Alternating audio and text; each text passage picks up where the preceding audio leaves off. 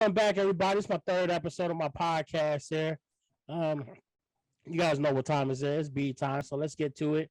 I got a special guest on today, good friend of mine, who's been a good, not just a good friend, but a good battle friend on the field too at the same time.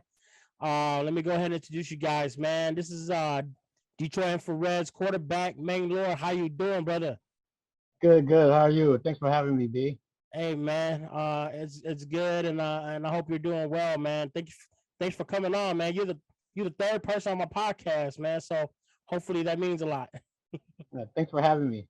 Yeah, for sure, man, for sure. So, you know, one of the reasons why I brought you on the show is because you've been one of the persons that I kind of not just look up to, but you kind of inspired me to be a better person on and off the field, man. So, and plus, I think me and you, we've been battling each other for a very long time too. So, Yeah, and it's not just on the field, but we've been friends for a very long time, and that's even before football, right? So, yeah.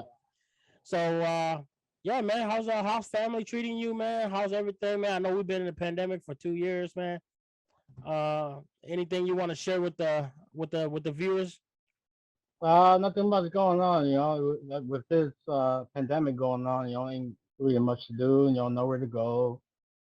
They're slowly opening everything up, and good to see everyone back out there again, but besides that, it's just family life. That's about it, and work. Yep. I feel you, man. I feel you. Hmm.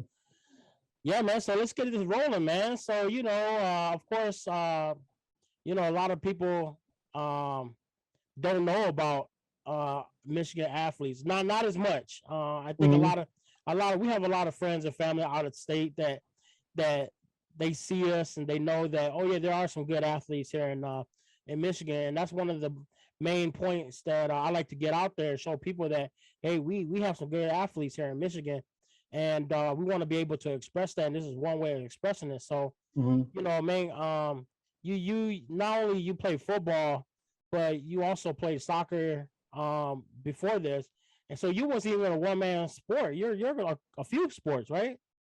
Yeah, I start off well.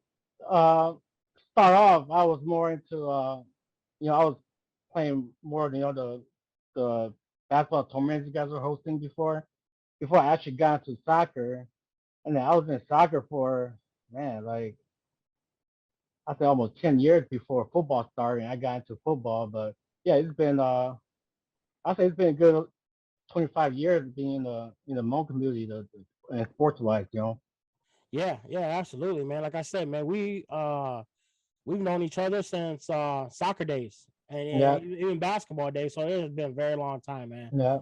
And I think that's great, man. And but I see in the background, man, you got deer speed as a liger and the infrared. Yeah, I gotta represent. A lot of people who don't realize that probably met you later towards the end of your career.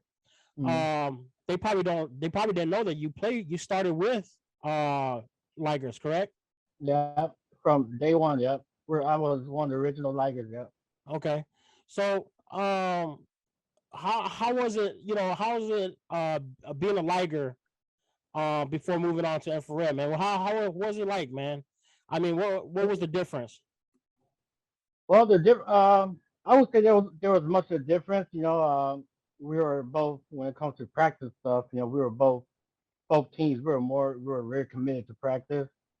Um, Everyone was, let's say, everyone was serious about it. About winning. Right. And it was a tough decision leaving them, but then um, they were. I feel like they had what they were set on before I moved on. They had Emmanuel as QB before I left. So I felt like I didn't leave much behind. But then if comparing to both teams, like practice and on the field, like both teams were just as competitive and as serious when it comes to not just game time but practice. Right. Both teams committed, dedicated, and stuff like that. Yeah, Yeah. watching you guys, watching you play with ligers for a very long time and seeing you transition over to becoming infrared's quarterback. And I believe at that time, uh, they had more as a QB, but you jumped in, kind of switched everything around. Been very successful, man. But what are some of the things that you can share with us with Ligers, man? I mean, brotherhood and all that stuff. Share a little bit of story about your Ligers. All right, with me, like it was when we start off, it was when they were forming. I wasn't really a part of it. I was still in the soccer, um, the soccer phase. And then when they started forming it, and they asked me, I didn't really know them. I only knew Jello. Okay, okay, So Jello asked me, he's like, yeah, sure, I'll play, But growing up, I love football, But then once we formed, that's when we realized, man, like we were all fast, Because Ligers, we were known for our speed. We didn't really have size, right, But we built our team around that, and it wasn't until I think the second year before I actually played QB, and it was a tough decision because I didn't know them. They didn't really know me either. But to me, I felt like, man, like I felt like I was a playmaker. But then I need the ball in my hand to make plays, So I stepped up to QB. And never threw a football before. Like I mean, I threw a football before, but like as a QB, right. So I had to learn all that. And growing up, a lot of people didn't know this, but I grew up loving the game of baseball. Okay, So when I started with Ligers, that's why everyone was, you know, looking for the QB with the sidearm throw, because I used to whip baseball, just sidearm, It wasn't until I moved to infrared to transition from the sidearm to the overhand throw, overhand But throw. uh, yeah, we started off slow with Ligers, and I think a third year, that's when we started uh, being out there. Like we went to I think it was, I don't know if it was Memorial or Labor Day, and we did pretty good there. And yeah, from there on it was just history. And like I said, teams there saw us. They're like, oh, these guys are just a bunch of small guys. But we were just built on our speed. Right, Even our man, I don't know if our O line. I don't know if we have any really big guys that was built to play O line. right. Yeah, I think just in general, man. I think I think the state of Michigan, we just don't have any big guys Yeah, built for offensive line. That includes my team too, and we never had that established. And yeah, I think that was the one main thing that we had. We had everything except size. yeah. We So went with if you were the biggest guy on the team, although you right, weren't big enough for O line. You're playing O line. right, So right, right. and then after that, you're gonna hop on D line too. So Yeah, I think that was the one thing about the difference between Michigan and other teams out of state. yeah, Because we have such a small community here.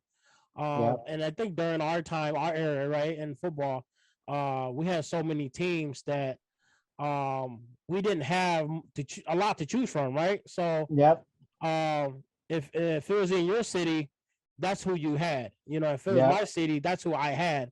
yeah, And to have other players from other cities to come play for you, I mean, it had to be a strong relationship or something like yeah, that.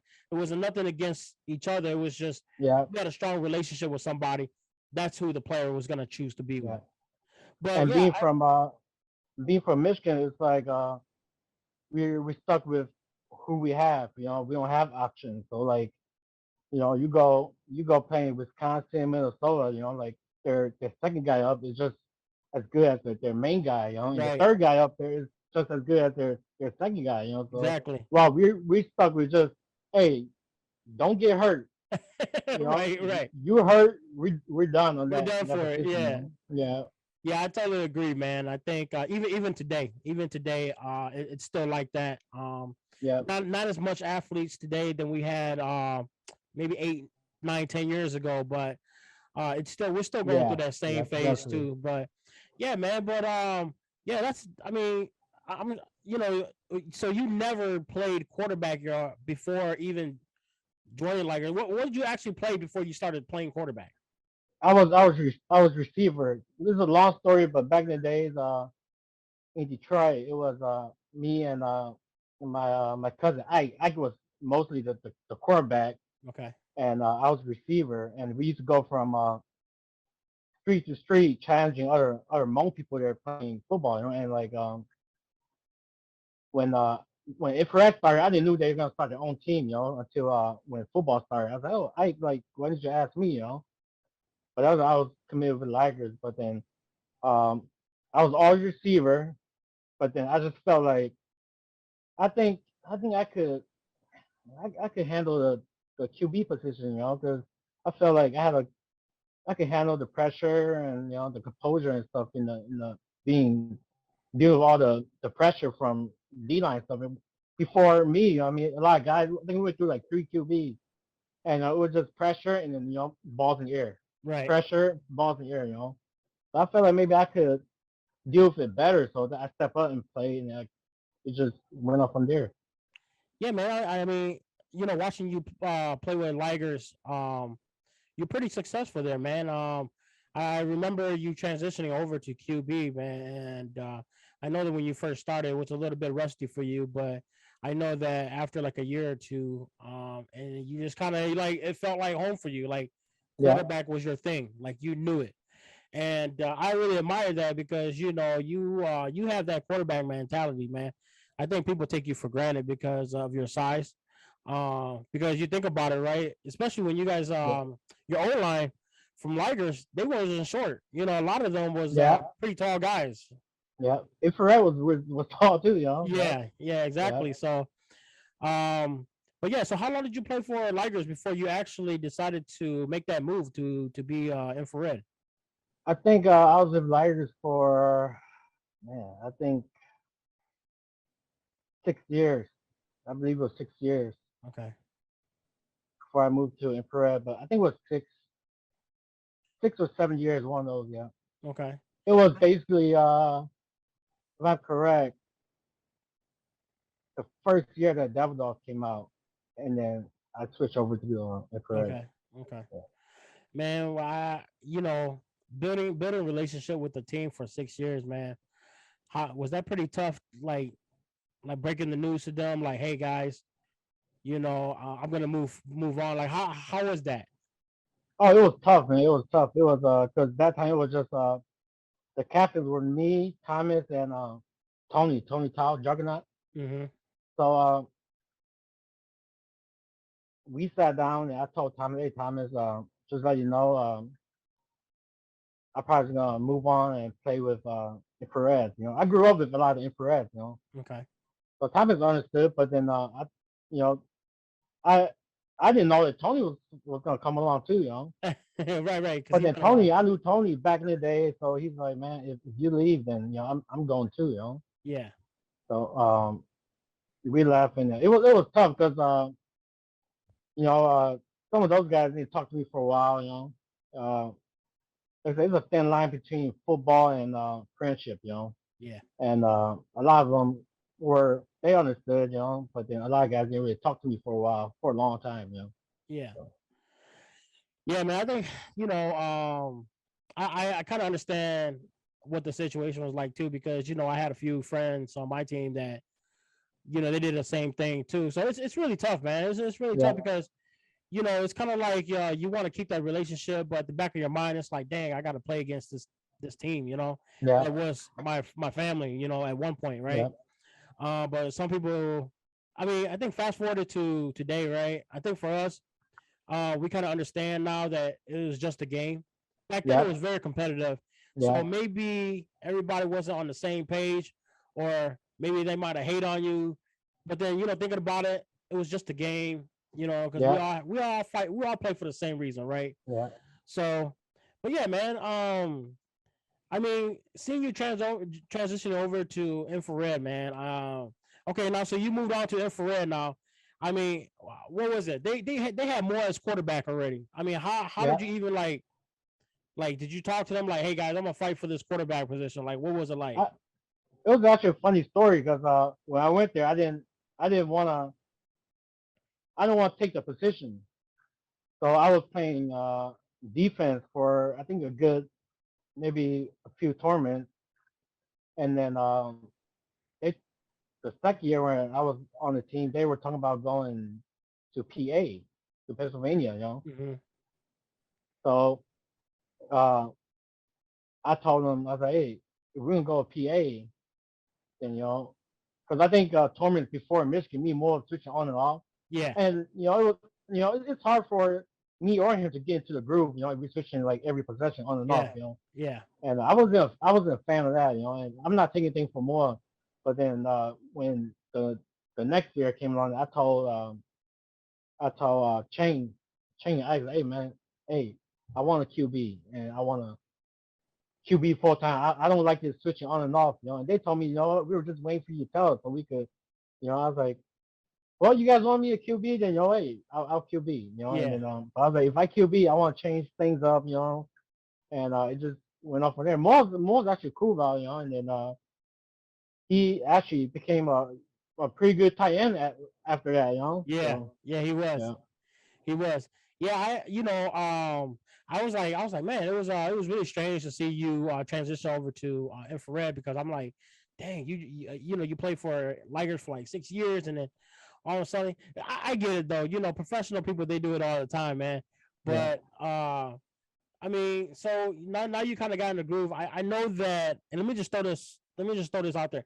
I mean, you're really successful, man. You guys won a lot of championships. I mean, you guys was one of the teams to Mm-hmm. beat here in Michigan. A lot of teams, we didn't have that many out of state teams, but when we did, I mean, you guys showed out, man. And Uh, I really want to talk about, and I know I'm kind of fast forwarding this a little bit too, man, uh, but I really want to talk about that first indoor tournament, man. You guys had a really good run. I want to say it was 2000. Ooh, it was between 2014 and 2016 that won the first indoor tournament. You guys had a really, really good run with which, Wisconsin Cowcane. oh, okay, yeah, yeah. I Yeah, mean, that was crazy, a take me crazy game. back to that, man. I mean, that was a great tournament for you guys, man. Take me Yeah. back to that. How was the experience playing indoor and then just winning the whole thing, especially playing against a great, like, put together Wisconsin Cow team? Oh, it was a crazy experience, like we we were watching them play throughout the whole tournament, and you know, some of the guys were like, man, they're good, they're good, and they beat Davidoff the first day, and they beat Davidoff again the second day, and then everyone's like, man, like, and I'm hearing this like even people there, like, it's gonna be a easy tournament for Wisconsin, I keep telling you guys, like, hey guys, like we'll be all right. You guys gotta understand. For me, the way my mentality is, hey, you gotta stop me, you know. So I'm not too worried about it, And then I think first our first two play, and I was like, I was nervous in the beginning, but after the first two plays, I'm like, I think we'll be all right because we moved the ball, Yeah, like yeah, 10 yards, 10 yards, And then that's that very first possession, I threw an interception, but I was okay. And I was like, hey, it's all right, guys. I think it's gonna be a good game. And then, man, it just went crazy. I think that's the first time I played against they call him the Mo JJ Watt. Oh, Mike, Dirt. Mike, yeah. Yeah, Yeah. we call him Dirt. He played with us a couple times too. Yeah, yeah. Man, that guy was man terrorizing me, But Yeah, yeah, that game was crazy, and but for me, I always felt like, like between us and Michigan, if we play each other so many times, right? Where our tendency, we know your tendency, this is what you guys like to do, this is what we like to do, hmm But I feel like if we play a team that never played us before, I feel like, man, it's it'll be a good game, right. I mean, it was a good game. I remember roughing that game. It was so exciting, because it was like I was trying to put. I'm trying to ref the game, but it was so Yeah, good. It's like I had to be a ref and a fan at the same time. yeah, It was crazy because you guys was going back and forth. It wasn't like there was no blowout. It was back to back. yeah, They stopped you guys. You guys stopped them. But what really intrigued me the most, man, It's that back shoulder throw to win the game. Tell me on that drive, what was you thinking about up until that point before you threw that touchdown? Before we even had that drive, King had an interception, and then in my mind, I knew like, man, whoever had the ball last is gonna win this game because we were going back and forth, you know.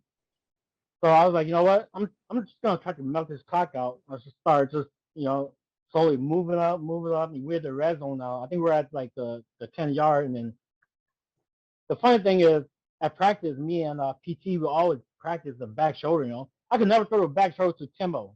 Never. I can never do it. I can never time him. But PT could always time him. So I was like, all right, PT. But they had a good guy guarding PT the whole game. I think I was threw him like 3 times. You know. So I was like, all right, PT, man, all right, back shoulder.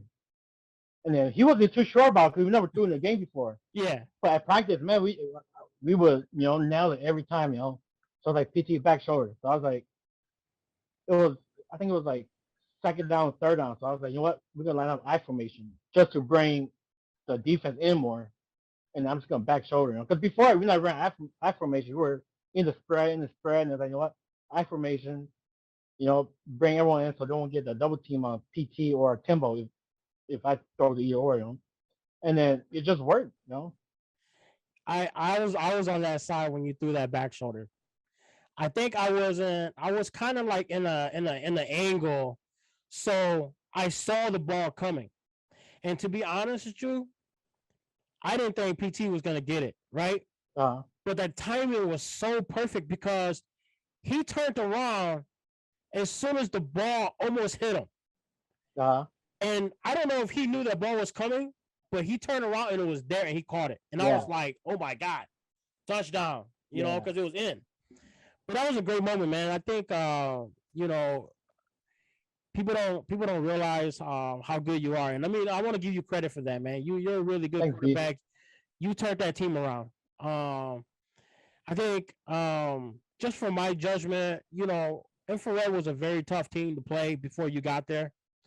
But they was missing some pieces to the puzzle, and when you joined them, you really turned that team around, and I really respect that.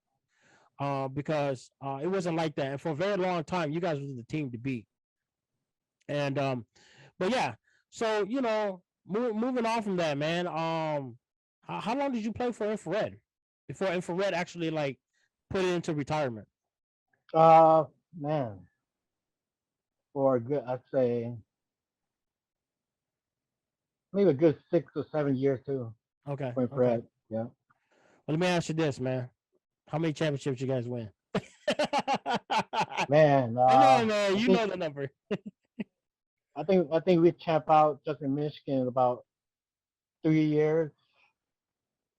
We won a few after that. It was a lot. Yeah, yeah. I'd say close to maybe about the 15 to 18 range. Okay, okay, okay. Yeah, because you guys had a good run, man. You guys was very, very hard team to beat. Um, we had a tough time playing against you guys too. And for a lot of people who don't know, it was very challenging to play you guys. We had a really bad outcome on the first tournament. I mean, the first indoor against you guys. But again, it's not about me. It's about you guys, and that was a great moment, man. I was glad that I was able to share that experience with you guys, even though I was on the referee side. Um, but yeah, so you retired, man. Infrared retired, but I know a lot of you guys didn't retire, and you guys was kind of able to put a team together to kind of just keep the flag football going for a Yeah. few more years, man.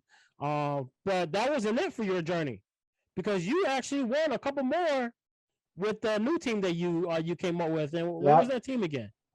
Mayhem. It was Yeah, when Infrared we broke up, and then some of the guys still want to play, and then Ligers broke up.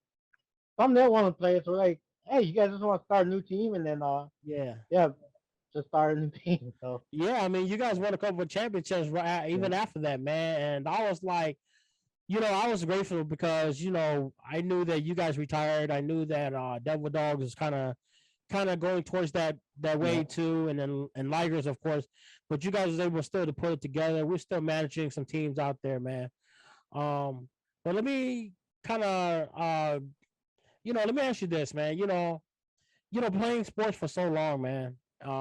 How's that impacted your life, man? Because I know that you're married, you have kids. You have kids now. You got one kid, or you got two? Two kids now. Okay, so Yep. I want to ask you as a father to a game that you played for a very long time, man. Um, what was the transition like, man? I mean, how did you balance that life between being responsible as a dad, a husband, a father, to playing football? How was that like? It was tough. I was more on the I didn't really have my kids till towards the end of my career. But then even when I had my son, I was still infrared. It was tough, because um, that time we were practicing every day, 7 days a week with infrared, and then it was tough because I would just come home from work and go straight to a practice field. I won't see my son until I get home. Yeah, That was tough, but then I knew just give me a few more years and the rest of my life would be yours. So right. he understands. I mean, how old is your son now? He's uh he's 10, 10. Oh, okay. Wow, Yeah, it's been 10 years, huh? yeah, And I always talk to I always talk to everybody that when you're a family man, and you have the passion, uh, you need the support to surround you. I mean, how was your yeah. wife, man? Was she pretty supportive during your career of playing football, even before you guys got married? Was she really supportive about you? Oh yeah, she was very supportive. I mean, I don't think she missed a single game that I ever played. I mean, even going out of state, she would travel with me. She would want to go with me. Yeah, Um, she always recorded our games, and even on I mean, game tournaments that we lost. I mean, I'll be upset for a few days, and uh, it'll just run through my head, and then she would tell me, hey, it's okay, like now you know what you gotta do for the next tournament, you gotta learn from it, which she is right, like, but she was very supportive, like from tournaments and after tournaments, she was very supportive. yeah, man. I mean, a lot of people don't realize, your spouse is your number one fan. Yeah, You know, yeah, and they're the realest one. They're the one that's gonna be yeah, able to tell you, yeah, and I can relate to that.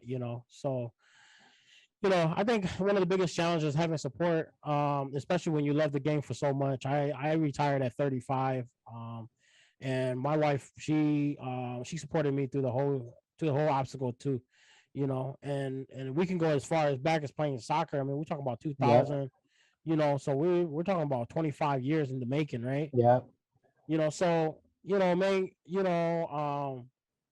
I know that you played sports for a very long time too, man, but I want to ask you a couple of questions, man. yeah, I know you had the opportunities to be out there, and we're not gonna talk about any other states because we know that Wisconsin, Minnesota, California, they always have generations after generation yeah. after generations.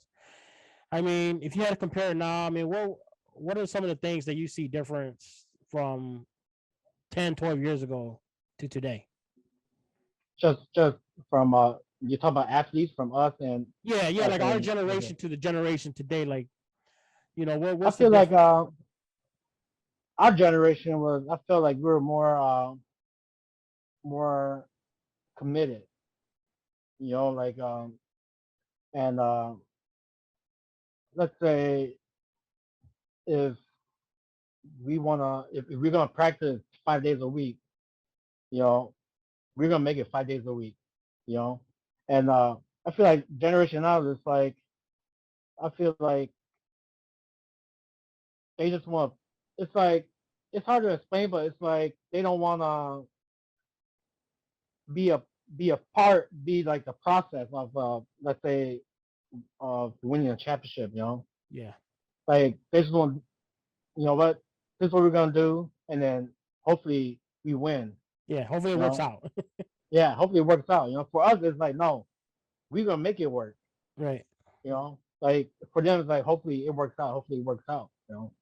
Yeah, I mean, you're absolutely correct because it wasn't just y'all team; it was everybody in general during our generation because Mm-hmm. we all wanted it, right? We all wanted it. Yeah. So I think the one thing is we kind of started off kind of late too. We started in Yeah. 2005, so we're all kind of in our mid 20s, right? Yeah. So we kind of grew out, we kind of matured very, very fast, and yeah, these young kids, absolutely, man. They just want to. Sometimes I don't want to say all of them because I have a lot of young guys too, but Mm-hmm. I see where you're coming from about that because a lot of young kids today, they just want to be out there. They just want to be part of the group, right? They want to be Yeah. just part of the group. Yeah. But they don't realize the sacrifice and the hard Yeah. work that you not only just take from your family, right? Because it's your own Yeah. time. So, but yeah, man, that's great, man. I really appreciate that. I hope that people take take a look at that as in like it's a motivation thing because we try to, and I know you can probably uh agree with me this too. We try to make it to where the game will grow here in Michigan. Yeah. But unfortunately, we had a downfall. I think the pandemic didn't help much either. Yeah. That kind of took things away from it too. But um, my thing also to you, man, is how come you ain't never started a team, man? You never started a young team. Man, it's hard to find guys now that want to play. You know, Yeah, it wasn't how back in our days. Even with it was, there's always young guys that want to play. You know, during our days. You know, because I mean, our day it was competitive. You know, and you know, a lot of kids will be watching and wanna play. You know, yeah, but then nowadays it's hard to find a kid that wants to play football. You know, yeah, and there's kids that just wanna, like we were saying, just want to be a part of it. You know, but like football is a game where to be good at it, you gotta really love it. You know, because I mean the basics, yeah. I throw, you catch, touchdown. You know, but then the technical part is what makes you better. You right, know, once you learn all that little technical stuff, like, oh yeah, if I just tell you to run a 10 an hour, yeah, you're gonna run a 10 an hour. But you want to get technical and learn how to run that route. Oh yeah, that's what makes you better. right, Yeah, right, right. yeah. Well, let me ask you this, man. You've been a very inspiration to a lot of people. I know a lot of people don't say that to you. But if you have the opportunity to, inspire a young kid who wants to be in the game, man, what are some of the things that you can share with them that can help them get better and be a good athlete? Just a good athlete in general. Well, what I'd say is, if you want to be good at it, you gotta learn the game. Not just, I'm not even talking about football. It could be any other sport. You have to love it. Don't play it thinking that you'll be good. No, you have to love it. And you know, for me, my mentality has always been, it's more fun when you're winning. You know, and just love the game, love it, and then learn from it. Yeah, absolutely, man. I think a lot of kids today, and I know I always add on to yours, but I think Mm-hmm. me and you we both can relate to this because a lot of kids today, um, they think they have that talent enough to play without getting better. I think we can all get better every day. Yeah.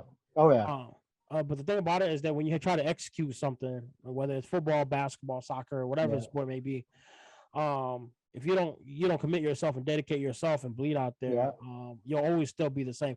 Because Yeah.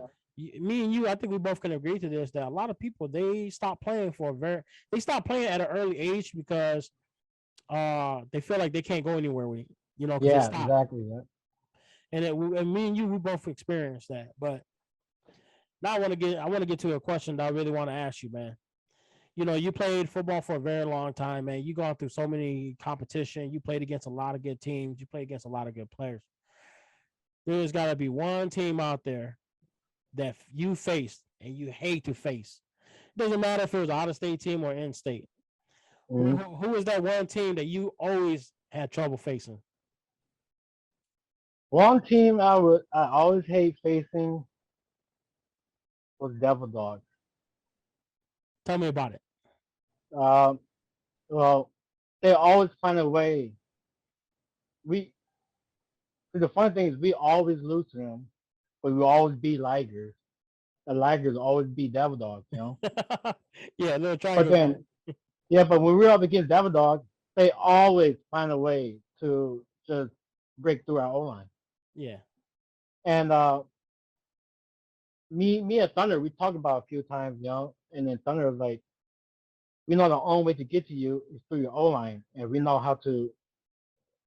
I'm not gonna throw it out there, but we as infrared, we knew what was our weakness, Okay. but no one could figure it out, you know. Yeah. And Devil Dog could figure it out, and and there's nothing we could do about it, you know. Right. Yeah, man. I mean, you guys have some great battles, some great histories with each other, man. It's funny that you mentioned that, man, because I always see that too, and I'm like, man, that triangle keeps going around in a circle, man. You Yeah, know, you beat them, and they can't beat you, and it's like vice versa. yeah. But you guys also played in the finals against each other a lot too, and I think you guys had some of the, you know, I'm a fan when I'm not playing, you know, and Mm-hmm. you guys have a hell of a battle out there against each other, whether it's the finals or just the round robin games, you know. Mm-hmm. You guys really put it out there because everything I think like me and you said earlier, when we play, we have so much passion that it means a lot to us, whether it Yeah, was just a round robin game or a playoff game, right?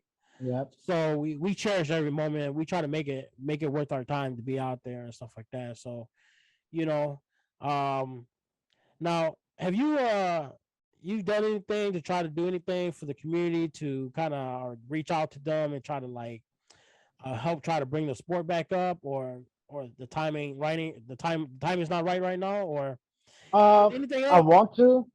want to, but I feel like it's just with the pandemic going on, and I just feel like the time's not right now. But I feel like um, there's there's definitely something that I could do for the Hmong community to bring not just football but just sports back. You know, bring it back in.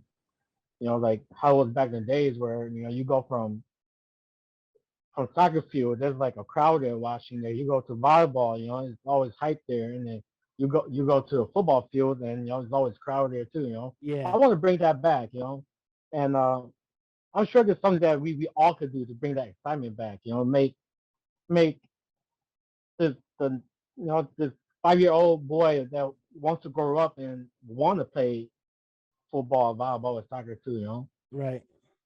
We gotta bring that excitement back. Yeah, yeah. I think that pandemic kind of killed it a little bit. Yeah. And yeah, and just in general because I've been going out there and watch volleyball tournaments last year, Mm-hmm. and they're slowly kind of bringing it back up. They actually had a good turnout last year, so shout out Mm-hmm. to Jonathan Kong and Johnny Lee and them last year for hosting volleyball, keeping that alive. And I want to do the same thing for our community too, as far as it goes. But yeah, man, I think the one thing is, we don't have a lot of people that had the same passion we had 10 Yeah. years ago. But that shouldn't stop us from keeping that going either. Yeah. I know a lot of people have moved on with their lives, and it's okay because we all live a busy life and we have a lot of responsibility. But there's Mm-hmm. still a few of us left, man, and that's why I you inspire me, and I want to be able to share stuff that you want to be able to share stuff. We can all do that together, man. Mm-hmm. And but yeah, man, I think you had a great career, man, and I just want to let you know that you've been something that I looked at as a role model myself. Um, Thanks, B. you know, uh, I think a lot of people that I look at in the community as far as athlete goes, man, you're one of them, and I know that when we play on the field, we leave it on the field, and we're Yeah. all friends on the side of the field. I think that's the one thing that's great about Michigan is that Mm-hmm. we when we out there, we play, we leave it out on the field, and leave nothing personal.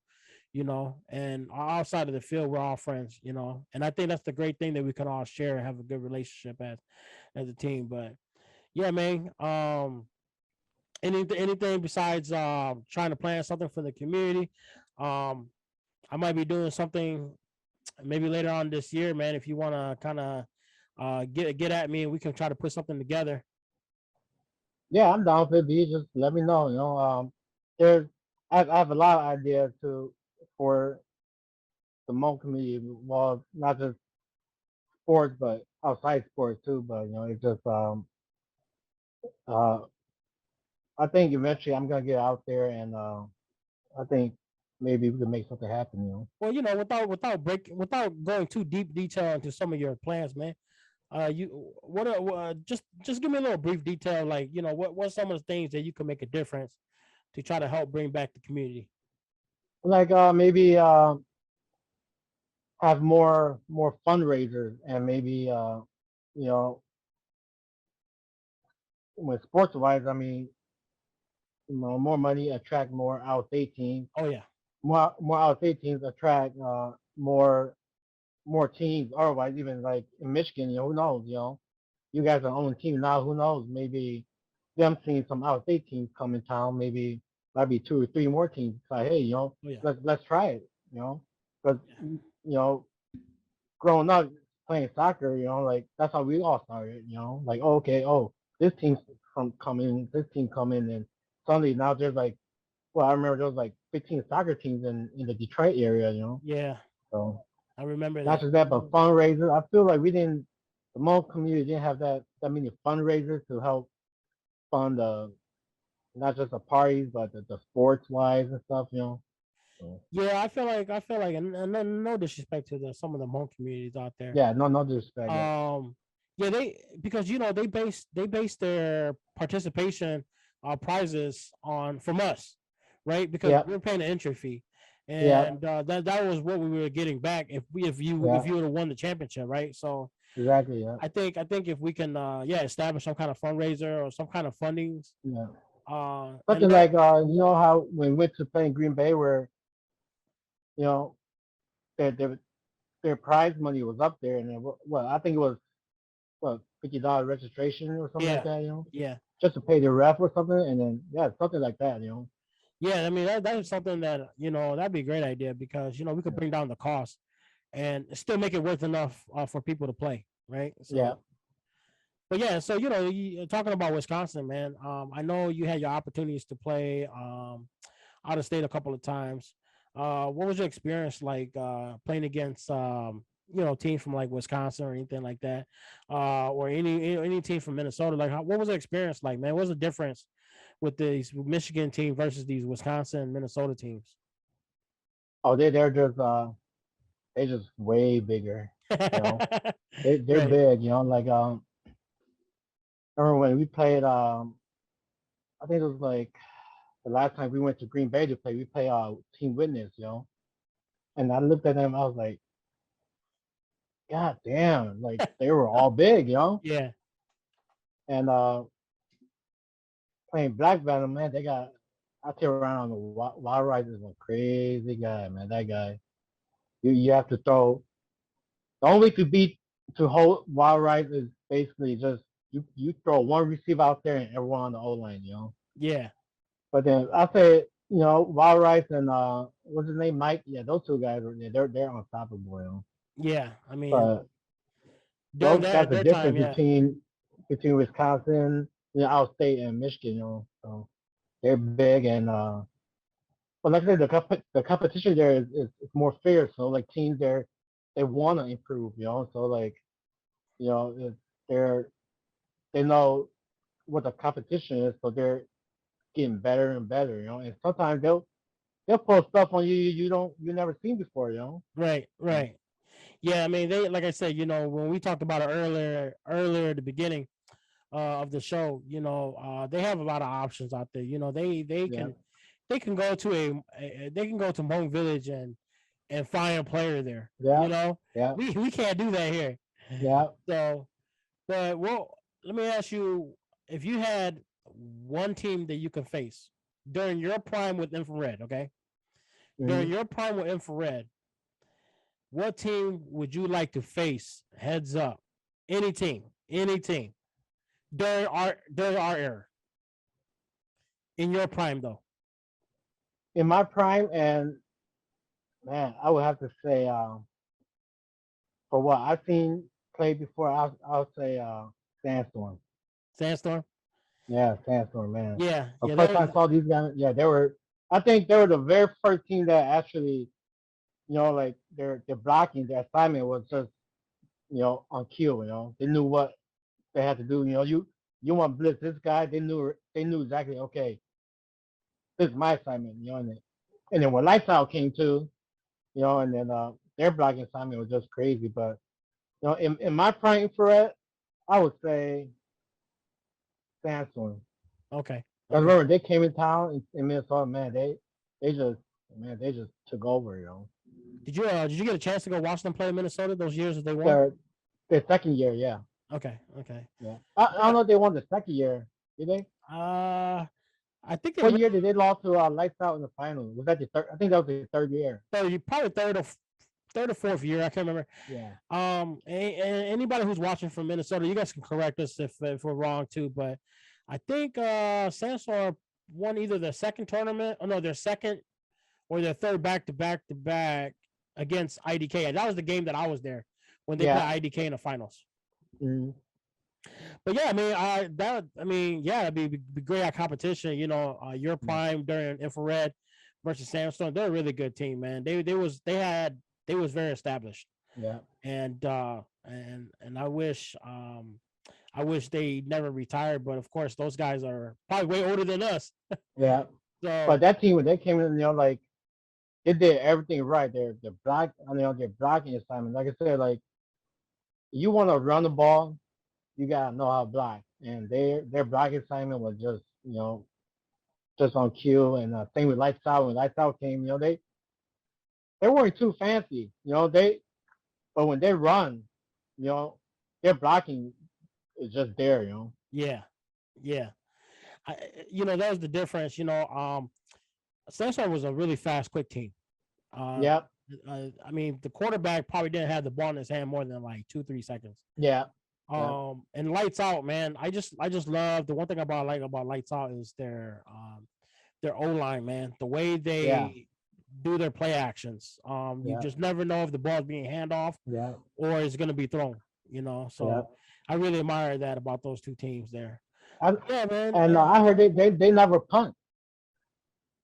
They never. You know what? I don't think they I ever. hear they say they never punt, but then man, they're like I said, they weren't fancy, but man, their assignment, their blocking assignment is like I said they could just do whatever they want. Yeah, Why you don't need to punt. Like they were just marching. And the yeah. I defense mean, was crazy too. So yeah. When you got a good offense like that, and you're always converting on your third downs, you don't need a yeah, punt. yeah. But Because that's even a third down, you look at teams they want to spread the field, get that first down. These guys they go out there with two receivers, you know, two running backs, and you just can't stop them. yeah, yeah. I mean that's why they gave a lot of trouble to a lot of the Midwest teams. Yeah, The way their style of their play and stuff like that, and they yeah, they was always stacked, man. And yeah, like you said earlier, these guys they have players that can come off the bench and play just like a starter. yeah, So that's the great thing, man. Great teams like that has good establishment. Uh, that's how they have good careers with their teams and stuff like that. But that's the one thing that you also did too with infrared too is that you guys were able to establish a good team. You guys had the right puzzles to keep the winning here in Michigan. And though we a lot of us don't really go out of state as much, but you guys also made a good standing point that hey, any mm, team that comes here, they're gonna have to face you guys. You know what I'm saying? yeah, So yeah, that's the one thing, and I think a lot of the teams that did come here did take the opportunity to come here. They got a chance to experience that too. So that's a great thing, man. And yeah, man. It's anything you want to say to the people out there? Anything you want to shout out or anything like that? Because I know that football has been kind of dead here for a couple of years and stuff like that. So anything you want to shout out to anybody? so I'll say thanks B for having me and all to you young guys, actually the Scorpions guys, don't give up, keep the sport alive in Michigan, and just you gotta keep pushing, like as hard as it is, keep pushing, like they say, if it's not hard, then you're not earning it. Right. You know, it's Right. supposed to be hard. You know, so Exactly. Exactly. Well, hey, man, I really appreciate you coming on my show, man. You know, I was thinking about it. I was like, man, I gotta get Meng on here, man, because you done a lot of things, not just for your team, but you also do a lot of good things for the community, and that's one thing that I really admire. And I know that I keep repeating myself, but I really do mean mm, that. So, we'll get together again, and I'll bring you on the show again. We can go beyond this too. Uh, but yeah, man, I really appreciate you again, man. Thanks for coming on my show, man. And we'll definitely get together again too. So, without further ado, man, anybody who's watching this, man, feel free to subscribe, share, and hit the like button, man, because you know what time is it? It's B time.